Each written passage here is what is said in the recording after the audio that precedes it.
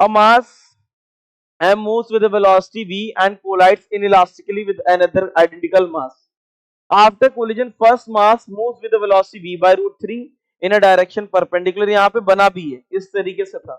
तो आप अगर देखो तो y डायरेक्शन में कोई मोमेंटम कभी था ही नहीं। तो आप यहाँ पे देखो इस तरीके से जैसे कोलाइड करेगा तो ये तो श्योर है, अगर ये m मास का ये भी m मास का है, तो अगर ये y में जाएगा तो कंजर्व करने के लिए y में ये भी v बाय रूट 3 से ही जाएगा, क्योंकि y में था ही नहीं, इसको कैंसिल करना पड़ेगा।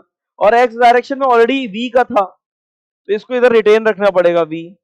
तो आप अगर आप इसका नेट वेलोसिटी देखोगे तो नेट कितना आ जा रहा है, v तो कॉमन ले लीजिए, 1/3 प्लस 1, ये आपका कितना आ गया v, और ये 2 बाय रूट 3 आ गया आंसर।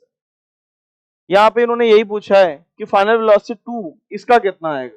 ये बहुत इजी क्वेश्चन है, कुछ नहीं करना है, कोलिजन से जस्ट पहले देखो आप ये आपका जो है एक्स डायरेक्शन में सिर्फ मोमेंटम था, कोलिजन के बाद ये वाई में चला गया, तो इसको कंपनसेट करने के लिए वाई में जाना पड़ेगा और एक्स में भी रखना पड़ेगा।